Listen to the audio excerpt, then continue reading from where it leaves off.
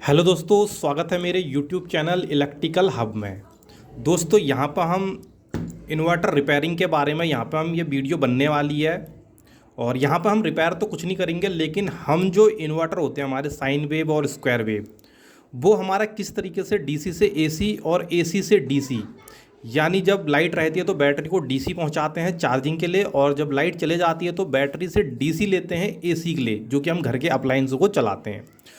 तो उसको हम समझेंगे एकदम बेसिक लेवल से, क्योंकि अगर आप इन्वर्टर रिपेयरिंग की वीडियो देखते हैं यूट्यूब पे या जुड़े हैं इन्वर्टर रिपेयरिंग करते हैं, लेकिन ये चीज़ क्लियर नहीं है कि ये चीज़ सब कैसे काम करती है। क्योंकि कई बार होता है क्या है कि जो हम वीडियो रिपेयरिंग देखते हैं तो उसमें हमें यही समझाया जाता है कि ये हमारी यहाँ से आ रही है तो मेन में दिक्कत है, अगर आपकी चेंज ओवर में दिक्कत है रिले बदल दो, चार्जिंग की सेंसिंग की प्रॉब्लम है ये बदल दो, ड्राइव की सेंसिंग की प्रॉब्लम है ये बदल दो, या कुछ और दिक्कत है ये बदल दो, ये बदल दो, ये बदल दो। तो ये चीज़ तो हम काफ़ी चीज़ समझ जाते हैं, लेकिन जो हमारा जो एसी से डीसी, डीसी से एसी बनाने का है, उसको हम समझना काफ़ी टफ होता है। या अगर आप नहीं पहचानते हैं कि किस तरीके से काम करती है तो वीडियो में बने रहें। और यहाँ पे हमारे दोस्तों ऑनलाइन कोर्सेस हैं जो कि आप ज्वाइन कर सकते हैं, यहाँ पे ये देख सकते हैं, जो भी आपको पसंद हो उसके रिलेटेड आप यहाँ पे कोर्स को ज्वाइन कर सकते हैं। पूरी डिटेल यहाँ पे दी गई है, बाकी आप व्हाट्सअप नंबर से कांटेक्ट करके भी पूछ सकते हैं। तो चलते हैं हम वीडियो के ऊपर। तो यहाँ पे देख सकते हैं ये है हमारी एमरॉन की साइन वेव इन्वर्टर की पीसीबी। तो इस तरीके की दिखती है। साइन वेव को पहचानने का सिंपल तरीका है, यहाँ पे आपको जो ये एल्युमिनियम के आपको दिखेंगे, ये आपको 3 दिखेंगे साइन वेव में। हीट सिंक कहते हैं इसे, क्योंकि ये मॉसफेट की हीट ट्रांसफ़र करते हैं पूरे इस वाले एल्युमिनियम का, जो भी हमारा ये पूरा एक ब्रैकेट है इस पर, ताकि ये हमारा मॉसफेट फटे ना, गर्म कम हो और ये हीट को फैला सके। लेकिन जो स्क्वायर वेव होता है वहाँ पे ये हमारे 2 ही होते हैं, ये पूरा एक होता है, ये पूरा एक होता है, 2 ही होते हैं। तो यहाँ पे मैं सबसे पहले ये बता दूं कि साइन वेव में हमें ये 3 की ज़रूरत क्यों पड़ी और स्क्वायर वेव में हमें 2 की ज़रूरत क्यों पड़ी। तो मैं पहले साइन वेव का बताता हूँ। तो यहाँ पे जो मेरे साइन वेव है ये असल में 4 होते हैं, 2 ये होते हैं और 2 ये होते हैं। ये जो ये 2 ये हैं अलग यहाँ पे दिख रहे हैं, नीचे से ये हमारे देख सकते हैं पूरे एक होते हैं। ये 2 मॉसफेट हैं, ये देख सकते हैं एक ही साथ जुड़े हैं, और ये 2 मॉसफेट हैं, इनका ये प्रिंट पूरा एक साथ जुड़ा है। और अब मैं इस तरफ आता हूँ तो ये ऊपर से हमें डबल दिख रहा है, लेकिन अगर हम इसके नीचे आएंगे तो यहाँ पे देख सकते हैं ये 2 मॉसफेट एक हैं और ये 2 मॉसफेट एक हैं, तो ये अलग अलग हैं। यानी कहने का मतलब ये है कि ये हमारा ऊपर से एक साथ जुड़ा है, तो ये हमारा नीचे से एक साथ जुड़ा है। तो अगर हम इसको डिवाइड करें तो यहाँ पे देख सकते हैं 2 ये 2 ये, तो ये 4 हमारे बनते हैं। तो ये 4 चैनल होते हैं, 4 मॉसफेट लगे होते हैं साइन वेव में। स्क्वायर वेव में क्या होता है, हमारे 2 ही हीट सिंक होते हैं, एक ये एक ये। तो जैसे कि इस नाम से ही समझ में आ रहा है कि साइन वेव और स्क्वायर वेव। तो यहाँ पर होता क्या है, आपने सुना होगा कि पूर्ण ब्रिज और अर्ध ब्रिज। तो होता क्या, जो अर्ध ब्रिज होता है उसमें हमें 2 ही डायोड की ज़रूरत पड़ती है, या एक ही डायोड से हम क्या कर देते हैं, उसको हम तैयार कर देते हैं हाफ साइकिल के लिए। हाफ ब्रिज जैसे कहते हैं, अर्ध ब्रिज हो गया वो हमारा। लेकिन जो पूर्ण ब्रिज होता है उसमें हमें 4 डायोड की ज़रूरत पड़ती है, तभी हम प्योर डीसी वहाँ पर प्राप्त करते हैं। वैसे ही यहाँ पे ये साइन वेव काम करता है। तो ये हमारा प्योर डीसी यानी पूर्ण ब्रिज फुल रेक्टिफायर यहाँ पे ये बना हुआ है। 1 डायोड, 2 डायोड, 3 डायोड, 4 डायोड, 4 डायोडों से ये मिलके बना है, तो 4 यहाँ पे ये बना हुआ है, इसलिए ये हमारा साइन वेव कहलाता है। और जो हमारा स्क्वायर वेव होता है वहाँ पे हमें 2 ही डायोड होते हैं, एक पूरा ये हीट सिंक मान लो, एक पूरा ये हीट सिंक मान लो, तो वहाँ पे हमारा स्क्वायर वेव इन्वर्टर बनता है। तो यहाँ पे ये समझ गए होंगे। लेकिन अब हम करेंगे एक बात कि यहाँ पे ये हमारा एसी से डीसी और डीसी से एसी ये किस तरीके से यहाँ पे ये बनाता है। तो उसके लिए हम क्या करेंगे, जो यहाँ पे सर्किट डायग्राम है, यहाँ पे मैं ले चलता हूँ, इस पर सर्किट डायग्राम पर हम चलेंगे और यहाँ पे हम उसकी डिटेल को समझने की कोशिश करेंगे। तो यहाँ पे आ जाते हैं हम।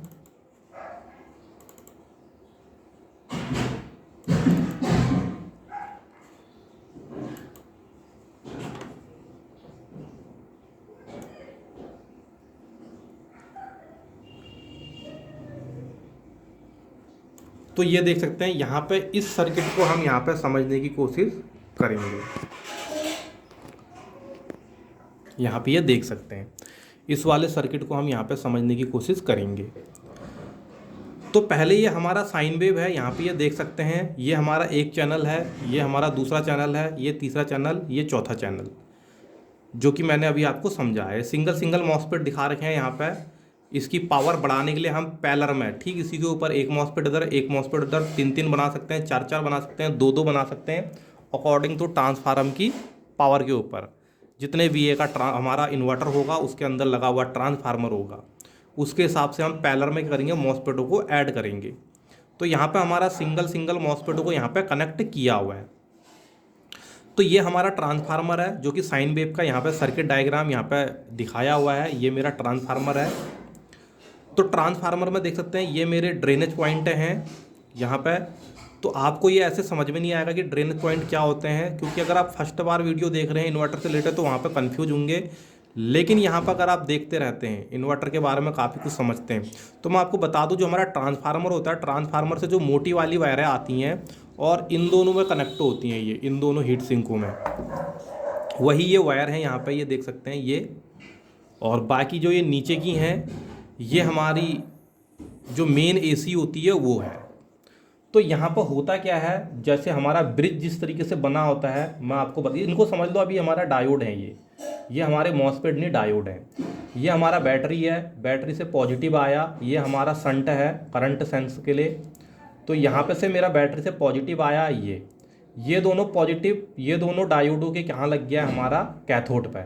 जैसे हमारा ब्रिज बनाते हैं फुल रेक्टिफायर ब्रिज, तो हमारे 2 कैथोड एक साथ जुड़े होते हैं, वो हमारे पॉजिटिव में जुड़े होते हैं, और 2 एनोड एक साथ जुड़े होते हैं जो हमारे निगेटिव से जुड़े होते हैं। ये यहाँ पे ये देख सकते हैं ये।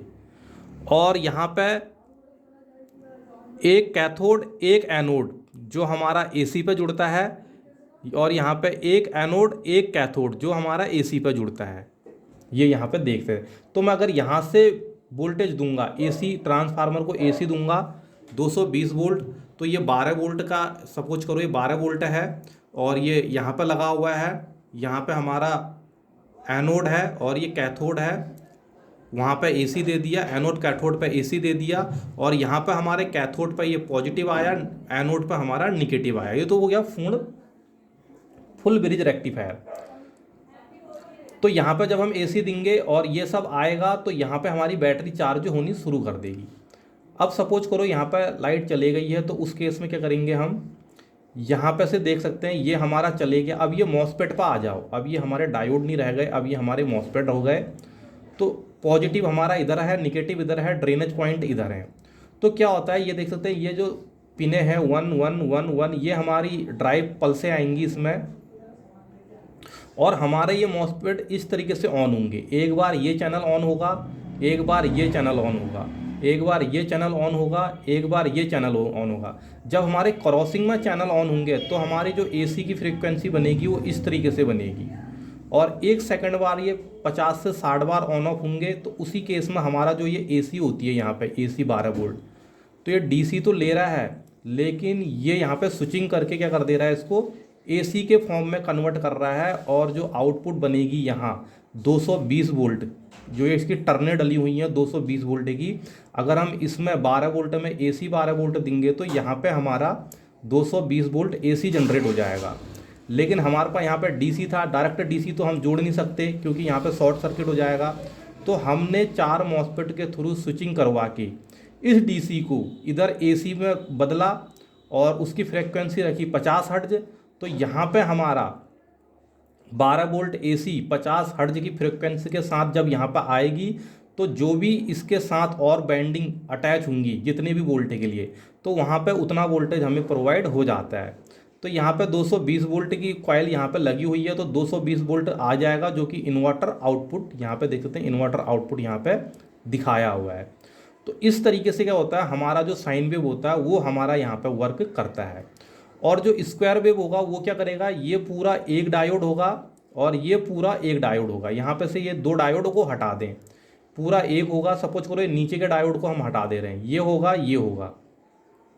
उसके बाद इनके ऊपर क्या होगा, वह ड्रेन पॉइंट जुड़े होंगे। जैसे हम सिंपल से डायोड को जोड़ते हैं, ड्रेन पॉइंट जुड़े होंगे, और हमारी जैसे मैं अभी आपको इसको भी स्कीमेटिक डायग्राम के थ्रू समझा देता हूँ। यहाँ पे ये हम आ जाते हैं बोर्ड पे। तो उसमें क्या होगा, अब स्क्वायर वेव में ये हमारा ट्रांसफार्मर होगा, ये मेरा ट्रांसफार्मर हो जाता है, ये इस तरीके से, ये ऐसे हो गया, और ये मेरा इस तरीके से हो गया। ये हो गया AC 220 वोल्ट। और ये सपोज करो इस तरीके से होता है, ये 606 वोल्ट होते हैं यहाँ पे। ये दोनों होते हैं हमारे ड्रेनेज पॉइंट, जो कि इधर से अगर मैं इस तरीके से कहूँ तो ये मेरे डायोड लगे होते हैं इस तरीके से। ये तो 12 वोल्ट हमारा जा रहा होता है, 12 वोल्ट यहाँ पे, और यहाँ पे जुड़ता है हमारा पॉजिटिव, और निगेटिव हमारा बोर्ड में जुड़ा होता है। तो होता क्या है, अब हमारा ये जब लाइट जाती है तो ये स्विचिंग करते हैं। एक बार हमारा ये वाला ये मॉसफेट मान लो, एक बार ये यल, एक बार हमारा ये मॉसफेट ऑन होता है, एक बार ये निगेटिव हमारा इधर जुड़ा होता है, ये मॉसफेट के एक एक पिन पर आके रुके रहता है। सॉरी, यहाँ पर निगेटिव देना है, ये एक बार ये ऑन होगा, एक बार ये पॉजिटिव यहाँ आया है, एक बार इसके साथ स्विचिंग होगी, एक बार इसके साथ स्विचिंग होगी। तो जब स्विचिंग होगी तो डायरेक्ट पॉजिटिव दिया है, निगेटिव देंगे तो ये शॉर्ट हो जाएगा। तो ये स्विचिंग होगी तो ये हमारा क्या करेगा, AC की तरह बिहेव करेगा। यानी 1 सेकंड में 50 बार ऑन ऑफ ये हो, यहाँ पे ऑफ ऑन होगा यहाँ पे। तो एक बार साइकिल ये होगी, एक साइकिल ये होगी, एक साइकिल ये होगी, आधी आधी ये, आधी ये, आधी ये। इस तरीके से क्या करेगा, हमारा जो यहाँ पर फॉर्म बनेगा वो बनेगा इस तरीके से। यहाँ पे ये आया,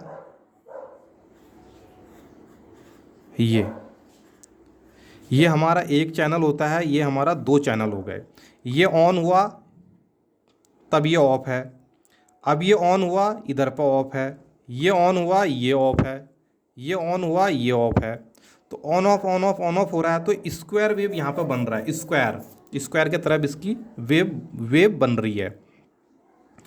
तो इस तरीके से हमारा ये काम करता है। और यहाँ पे हम ये इन दोनों पे ये यहाँ पे 6 वोल्ट की जब हम स्विचिंग करते जाते हैं, क्योंकि ये दोनों कॉइलें हमारी 6 वोल्ट की हैं AC, तो यहाँ पर हम 6 वोल्ट AC की तरह इसको स्विच जब करवाते हैं तो यहाँ पे क्या होता है, जो इसकी आउटपुट वोल्टेज जितनी भी वोल्टेज बनी हुई है, बैंडिंग 220 है या कुछ भी है, तो वहाँ पे हमारा उतना ही वोल्ट प्रोवाइड हो जाता है। जैसे ट्रांसफार्मर में एक साइड हम 220 वोल्ट AC देते हैं, और आउटपुट हमारा चाहे वो 12 वोल्ट का हो AC, या 6 वोल्ट का हो AC, या 14 वोल्ट का हो AC, उसी तरीके से निकलते हैं।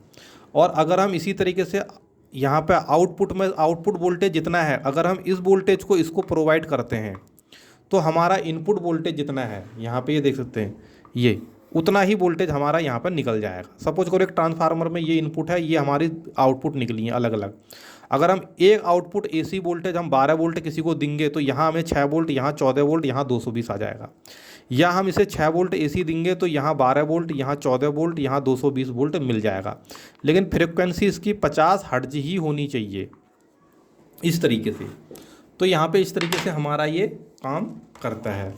अगर इन्वर्टर से रिलेटेड आपको पूरी रिपेयरिंग देखनी है तो आप हमारा ऑनलाइन कोर्स यहाँ पर ज्वाइन कर सकते हैं। वहाँ पर आपको यहाँ पर डिटेल में सब चीज़ सिखाया जाएगा।